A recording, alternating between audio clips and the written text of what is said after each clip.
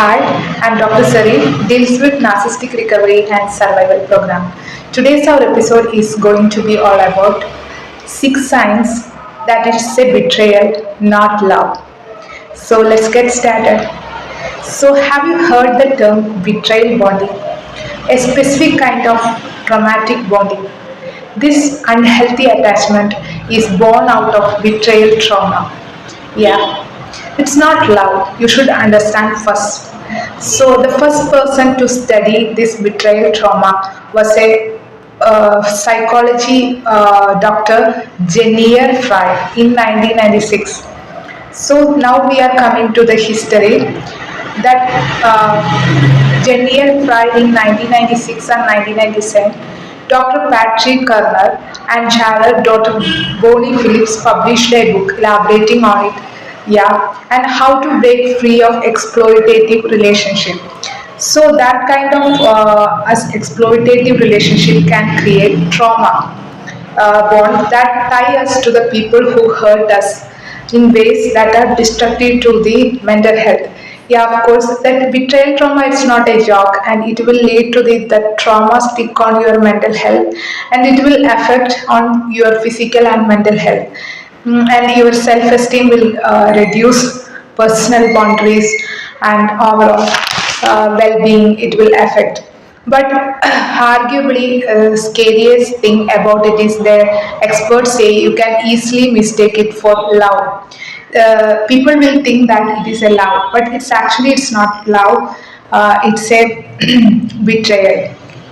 So here are I going to tell 6 signs that is betrayal bonding, not love. The first sign, past and present abuse. So in her research with children who had been abused by their parents, Dr. Reed observed that instead of processing the betrayal in the usual and expected manner, the children become even bonded with their parents. She theorized that this was become betrayal, not was not conflict with their need for survival and desire for parental love. So and care, and children didn't want to alienate their parents and provoke more abuse. For example, I won't fight back when I can't leave them. So that's why they are not fighting because they doesn't want to leave those people. So that is an example of perfect example for this past and present abuse. So now we are coming to our second sign. So that is codependency. So another warning sign of toxic and exploitative relationship is codependency. Psychotherapist Sharon defines codependency as an unhealthy relationship dynamic where one person deserves their happiness and sense of self-worth solely from another common in parental and romantic relationship, any relationship exactly is like that. So this can happen when a significant person in your life constantly neglect you and constantly criticize you only to their love bomb you. And guilt you into taking care of them. They send you that mixed signals so that the more they degrade you, the more you want to please them and crave their validation, which bring us to our next point. So that's what here happening. They will every time they will neglect you, criticize you, but the next moment they're going to do love bombing. So they mix signals. We will get that mixed signals. We doesn't understand primarily.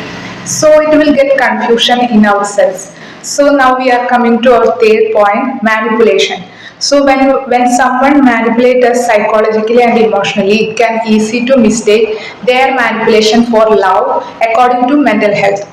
So Coach Kim said this take yes that one mental health coach, its name is Kim said these tactics are how abusers form and maintain the betrayal bond of their victims. So it's important to be aware of them. Some examples including that I already said, that is love bombing. So and gaslighting. So Love bombing, when they shower you with love and attention, so much love and attention, you will fall in that, because they have that tactic to make it as impressive.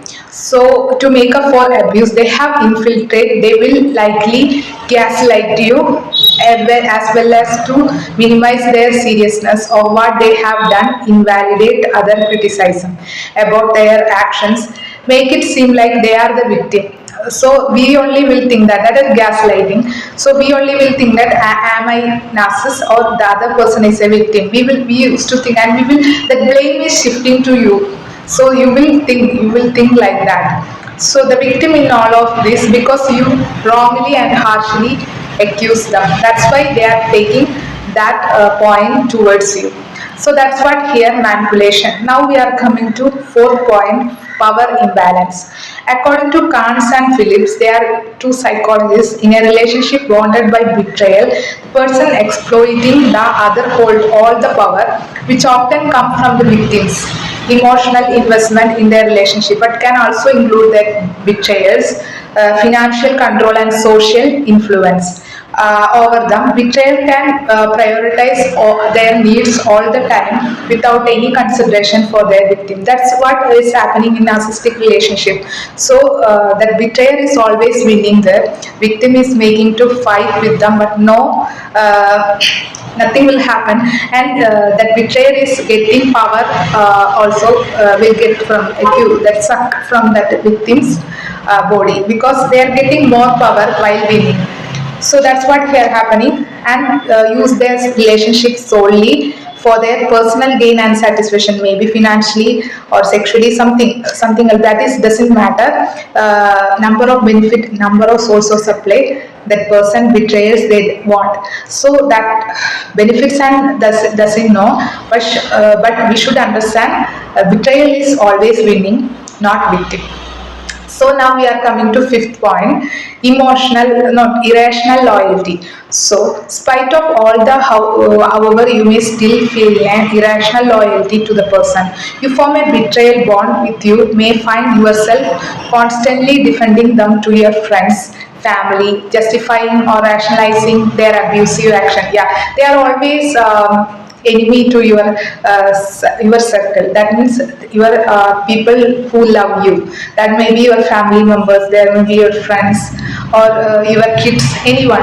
Maybe they are these betrayers enemies only, because they supported you. That's why they are afraid of them. So that is even these people, they will make a distance to them and between you and them. So that's why even distancing yourself from your loved ones for the very reason.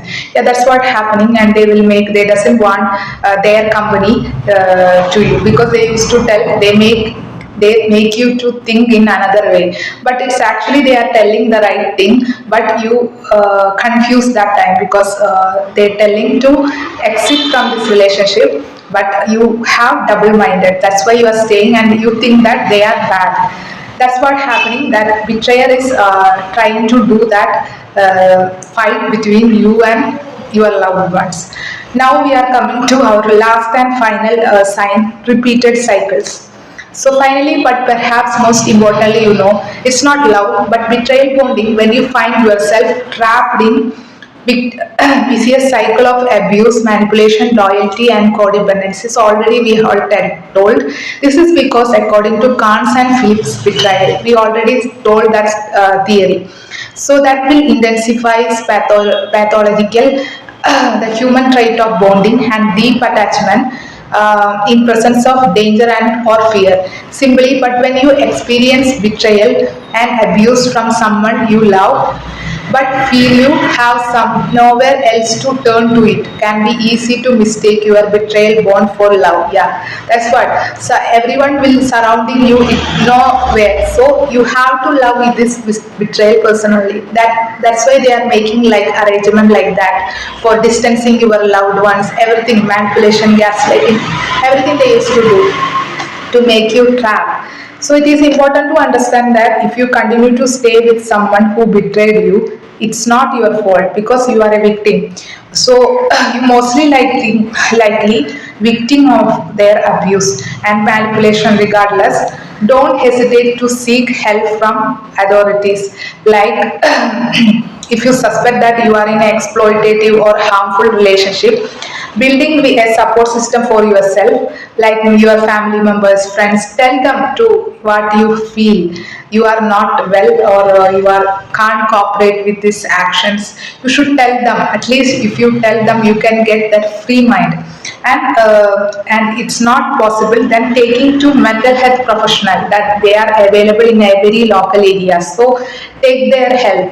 And about your struggles, they can help you more than anyone. So experience yourself from that relationship safely. They will help you and begin recovery process. Let us know your thoughts in comment box. So I really love your comments. Please comment me. So that's what today's episode. I found it's helpful to you. If you find it's helpful, please subscribe my channel.